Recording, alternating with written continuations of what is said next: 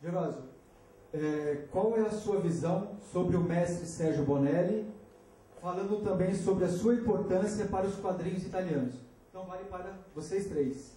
Tá? Qual é a sua visão sobre o mestre Sérgio Bonelli, falando também sobre a sua importância para os quadrinhos italianos? Primeiramente, boa tarde a todos. Boa tarde àqueles também que nos assistem pelo Twitter, que a gente também está fazendo essa transmissão ao vivo para todo mundo. Para mim é uma grande alegria, Adriano, estar aqui. Agradeço primeiramente a Deus a oportunidade de estar convosco hoje, ao Francisco Ucha, que é o curador dessa fantástica mostra, que resgata o aspecto mais importante que nós nunca devemos perder, que é a nossa história, a nossa cultura. E com essa exposição dos quadrinhos 51, a gente relembra com muita propriedade aquele movimento de 1951. A gente tem visto, mundo afora, outros se apropriarem de nossas ideias, daquilo que nós fazemos de bom. Haja vista, para citar um exemplo curtinho, a invenção dos aviões, do avião lá fora, para todos os efeitos, foi os irmãos Wright que fizeram. Ao passo que a gente sabe que o trabalho abnegado aqui de um brasileiro, né, de um aviador brasileiro, Santos Dumont, fez com que o avião subisse sem ser impulsionado por força nenhuma externa a ele.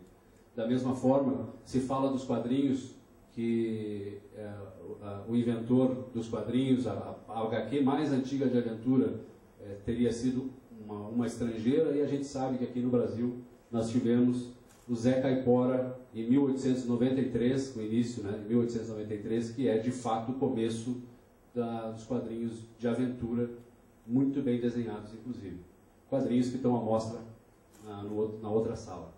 Mas a gente precisa defender os nossos quadrinhos, a gente precisa defender a nossa arte, e eu transmito aqui junto, vendo agora o Gonçalo Júnior, que acabou de chegar aí agora há pouco. Bem-vindo aí, Gonçalo. Gonçalo escreveu um livro sobre o Tex, também, Adriano, enaltecendo o aspecto da cultura bonelliana no Brasil, né? Tanto que o livro chama Tex, o mocinho no Brasil. Então, um abraço, Gonçalo.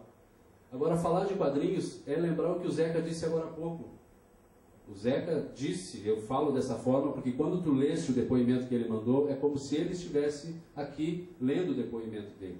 Quando ele fala que quadrinhos é magia e diversão, a gente acabou de achar o fio da meada de toda a história da história em quadrinhos. E está aqui o professor Álvaro de Moya, que sabe muito bem disso. Magia e diversão, a qual nos traz entretenimento. E o Sérgio Bonelli, voltando especificamente para a pergunta, o Sérgio Bonelli, filho de G.L. Bonelli, que foi o comandante de uma colossal editora na Itália, em Milão, ele soube como ninguém fazer com que aquela pequena editora, a Cepim, Editorial Cepim, se transformasse na grande Sérgio Bonelli Editora, como argumentista e especialmente como gestor e como administrador. O Sérgio Bonelli teve o grande mérito de ter conseguido trazer, assim, especialmente com Zagor, aquela mistura do sobrenatural e do fantástico, que em algumas histórias do Tex, G.L. Bonelli chegava a se aventurar, chegava a fazer.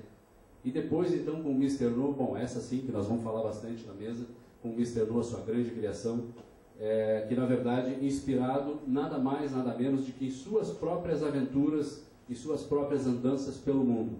Porque Sérgio Bonelli trabalhava, escrevia, mas uma vez por ano, 30 dias por ano, em média, ele tirava para viajar ao mundo, onde veio várias vezes à América Latina, veio ao Brasil, visitou a Amazônia, e dessa Amazônia, daquela Manaus que ele chamava de uma Paris de Belle Époque, ele criou o seu Mr. No, que de certo modo é o próprio Sérgio Bonelli vivendo as suas aventuras. Então, o papel do Sérgio Bonelli para nós, leitores e admiradores dos quadrinhos italianos, aqui no Brasil, e não só, é um papel importante que com toda certeza não será esquecido nem com a morte dele recente aí no ano passado. Não é porque ele já foi dessa pradaria para outra que nós vamos deixar de ter assim bons quadrinhos capitaneados pela editora Sérgio Bonelli. E o legado dele, vamos falar bastante na mesa, é um legado que não se extinguirá jamais. Como também, Álvaro, não se extinguirá o legado que vocês começaram há 60, 70 anos atrás, de forma artesanal, de forma conforme podia, às vezes dando murro em ponta de faca, naquele começo difícil. Para nós que defendemos a história em quadrinhos e que lutamos pelo incentivo à leitura, nós sabemos que o quadrinho é a porta de entrada, a história em quadrinhos como um todo, é a porta de entrada para outras leituras, para outras literaturas. Então, vivamos o quadrinho. E o legado do Bonelli é grande por tudo isso.